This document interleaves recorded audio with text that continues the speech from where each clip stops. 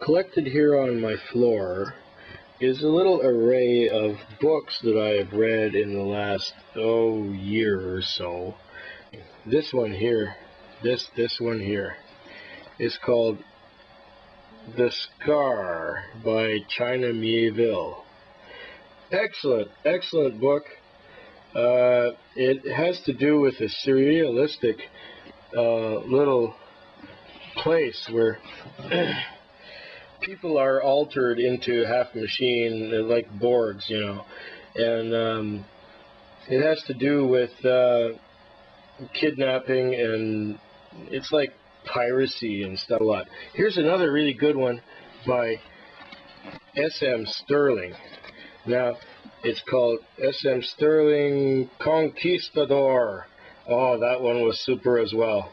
It has to do with guys that discover a way into a parallel universe which is identical to ours, but with no society or no modern society. So it's like primitive. All the minerals and everything are in the earth as they were discovered, and so these guys ship this stuff back to our world and they get freaking rich.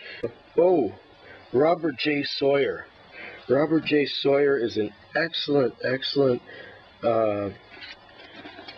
author, and this one's about calculating God, where some dying alien manages to come into our world. He has a trilogy, or maybe 4 or 5 books about Neanderthals and a parallel world with Neanderthals, and how that world kind of, well, it meshes with our own due to some quantum physics thing going on. And very entertaining. Robert J. Sawyer, check him out if you're into science fiction. Another one by him here is called Frame Shift. Frame Shift by Robert J. Sawyer. Another excellent one about a Neanderthal who was brought to life by by DNA research and scraping the bones and stuff like that. What else? Oh, if you like long ones, this one here, Peter F. Hamilton, Pandora's Star. It's a very good read. Takes a while to get through it, but it's an excellent read. I would recommend it to anyone. And of course, Robert A. Heinlein, one of my old favorites. This was his first novel, For Us the Living. It's a little preachy, but if you enjoyed other Heinlein classics like Stranger in a Strange Land or To Sail Across the Sunset, that one, even though it's a little bit, shall we say, primitive in comparison, it's still a good read, even though it does get kind of preachy. What else have we got here? Oh, Silverberg, Robert Silverberg, another one of my favorites. He's got like, tens, and he's got like a couple hundred books out, and they're all a wonderful read. Silverberg, nobody can make a universe quite like he can. And of course, I've got quite a bit of Orson Scott Card here. The last of which I read isn't really science fiction. It's more horror. Orson Scott Card, Homebody, and also Lost Boys. It's kind of like a Stephen King kind of thing, but with Orson Scott Card's unique way of putting things together. Oh, this one captivated me big time. Big time. This here is Terraforming Earth by Jack Williamson. I ended, after I read this, I went and bought like 15 other Jack Williamson books at the used bookstore, because this thing was just fantastic. It was about some people whose genetic material was placed on the moon, and then the Earth, of course, destroyed itself, and then these people were brought back together by computers, and they were reincarnated as themselves or cloned, and they ended up going back to the Earth to try and bring it back many times. Fantastic book. Oh man, just wild. This one here is Blind Lake by Robert Charles Wilson. That was also kind of wild. It has to do with being able to see an alien world and following this alien and trying to figure out what it's doing. Interesting read. Another one, if you like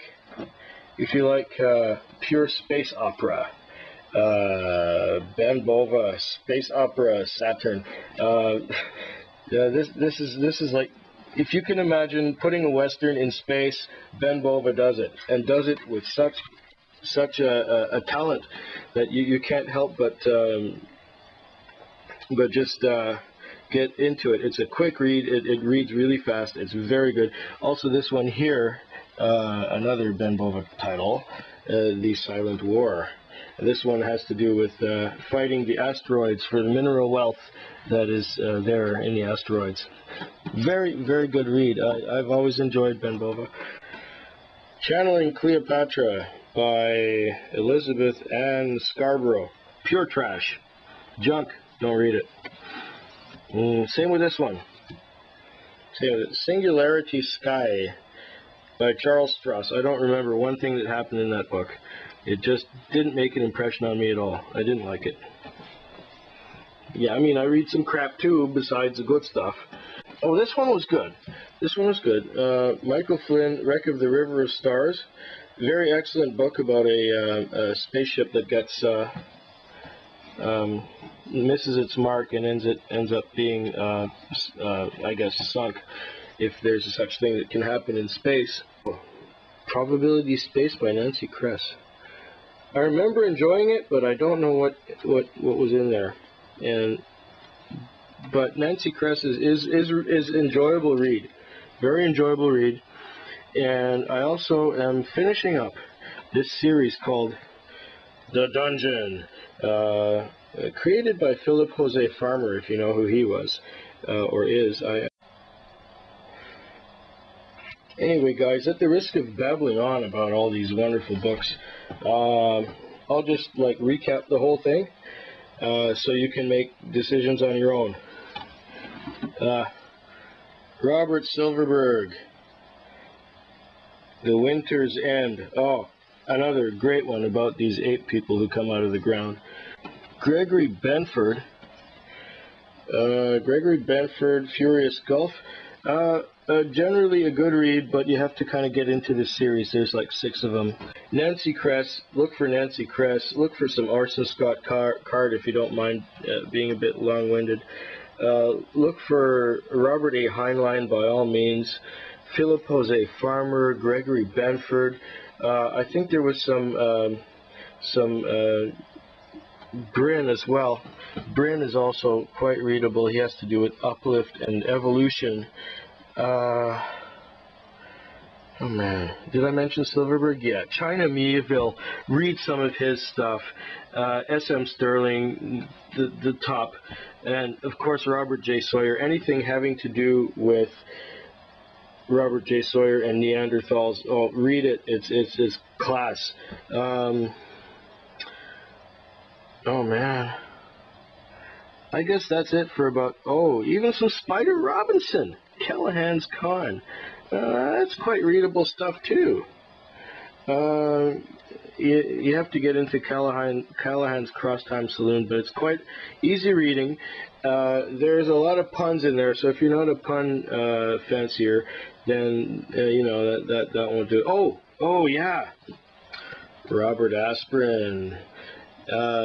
This series goes back quite a ways. It's the Myth series by Robert Aspirin.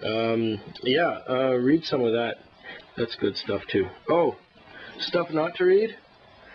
Harry Turtledove, Jaws of Darkness, pure crap. Don't touch this stuff with anyone else's 10-foot pole. It's just not worth it. I tried to make sense of it. It didn't make sense at all. Anyway, that's it for today's science fiction review of the last couple of years. Maybe in a couple of years I'll get back to you with some more. Bye.